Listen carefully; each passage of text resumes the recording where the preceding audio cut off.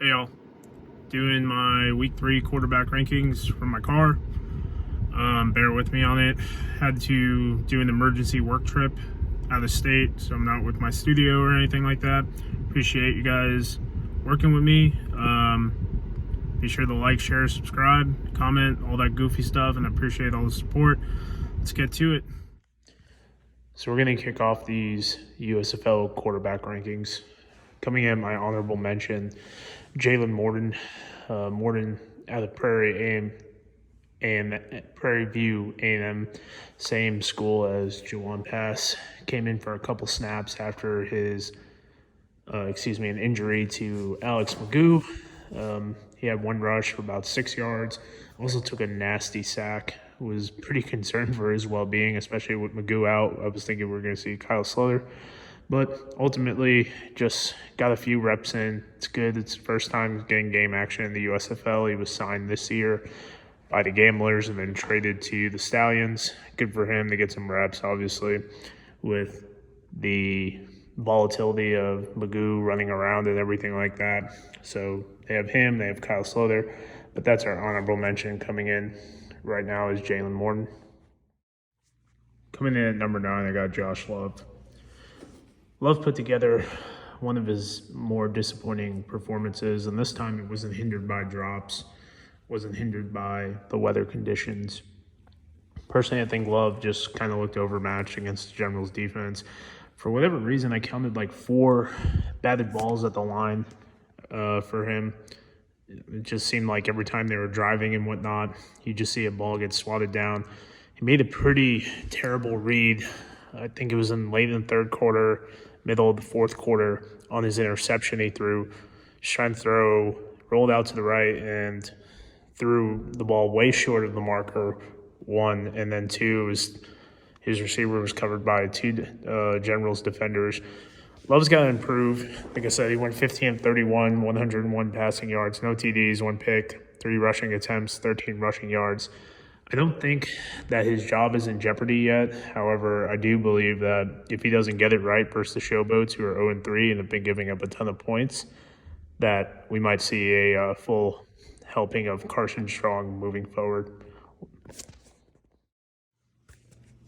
Coming in at number 8, I got Troy Williams, Pittsburgh Maulers.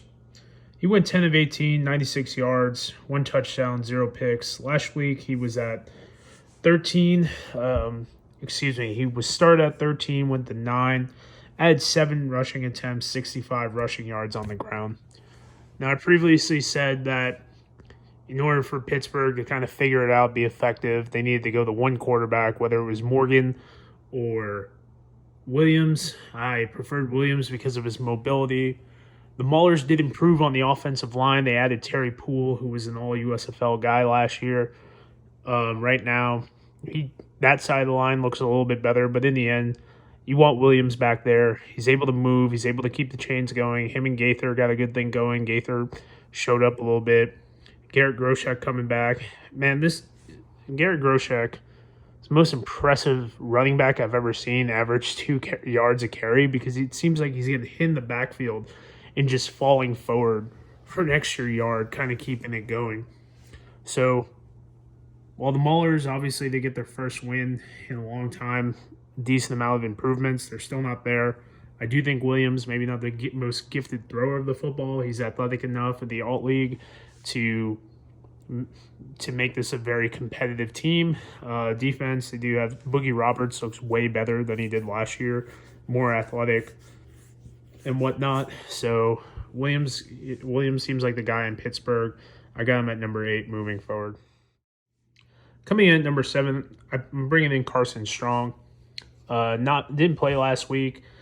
He went 4 of 9, 62 yards, 1 touchdown, no rushing attempts, no rushing yards, no turnovers.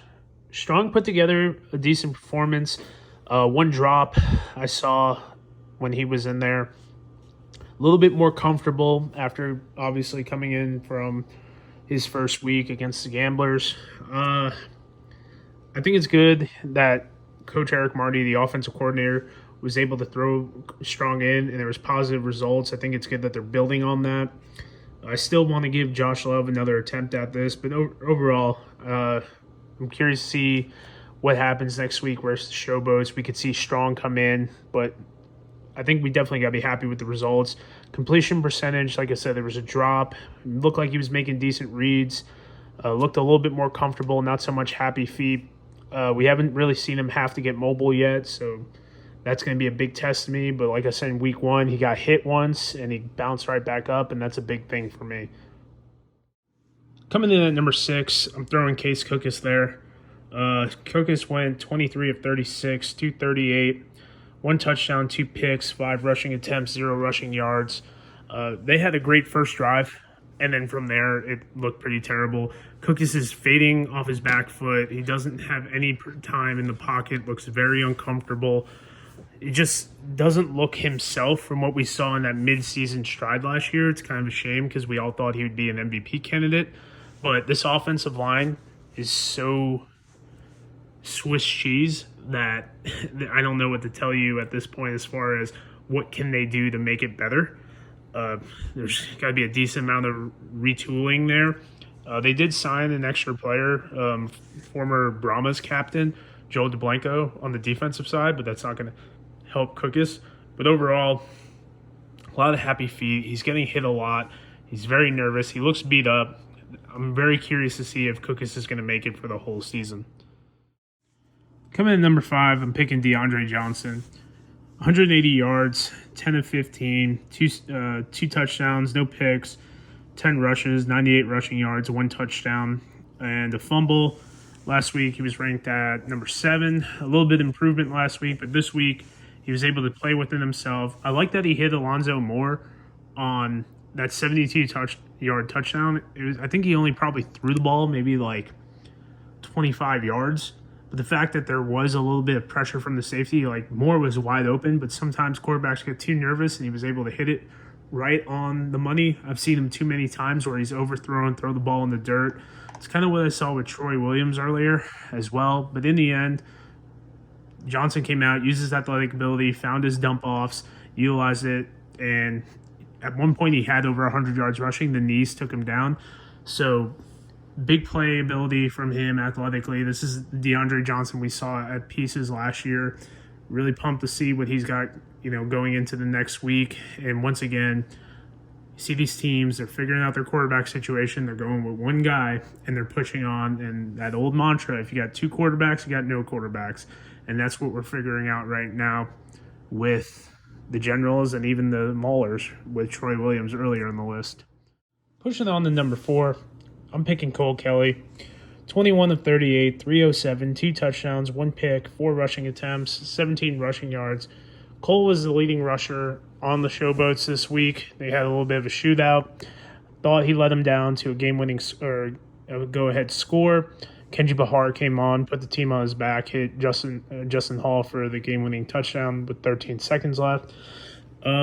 We can mash this one up into Kelly and Bahar. Bahar's my number 3.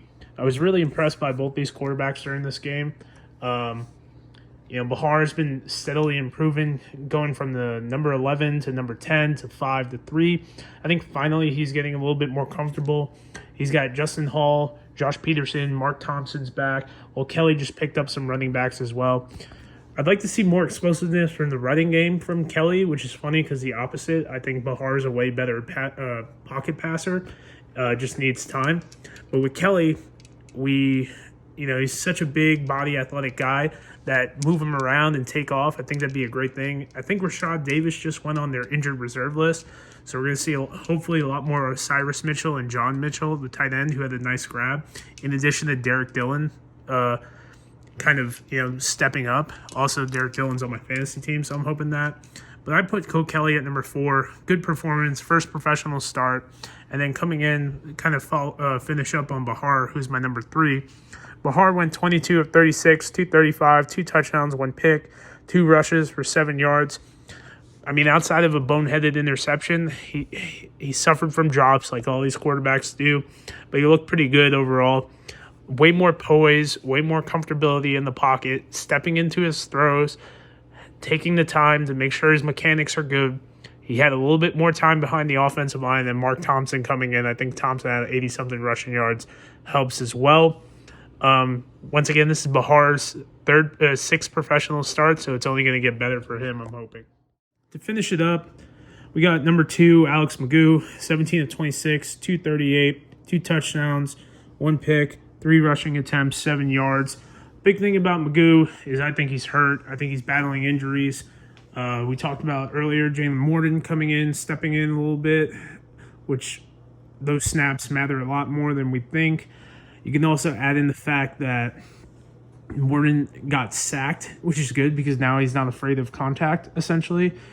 McGough, he didn't play bad. The Stallions put up 31 points, total 24 as an offense. You put up 24 points in any football league, you think you have a chance to win.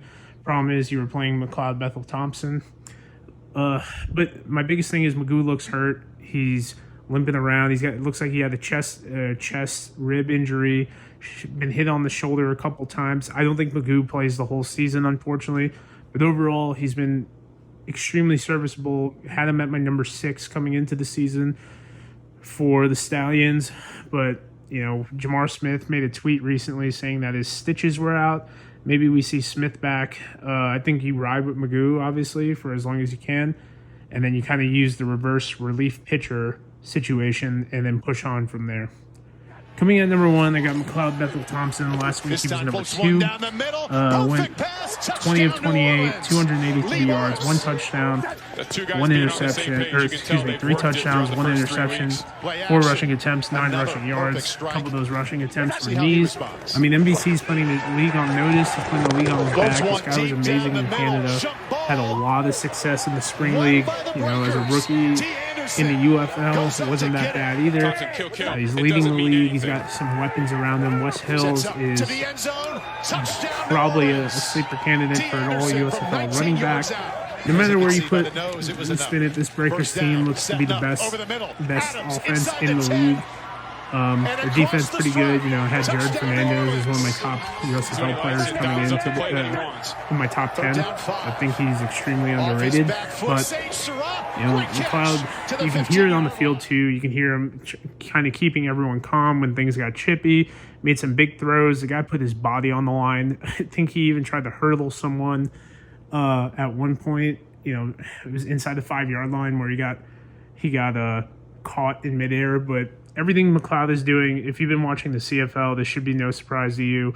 And right now, he's living it up, playing the best football of his life. And I hate to say it looks like he might have an NFL opportunity coming up. On pace for almost 3,000 yards. That would dwarf Ben DiNucci's record in the XFL. Obviously, 2 different leagues. USFL used to play 18-game seasons. I believe Johnny Walton threw for over 3,700 yards when it was in the 80s. But in the end, really excited for what MBT is doing. That's going to wrap up our rankings. Kind of a short one today. Sorry that, obviously I couldn't do this with my headset and everything like that. Traveling, work's been crazy. But guys, I appreciate you checking in. Over 630 subscribers now. Be sure to like, share, subscribe, comment, and catch you next week. Thanks, guys.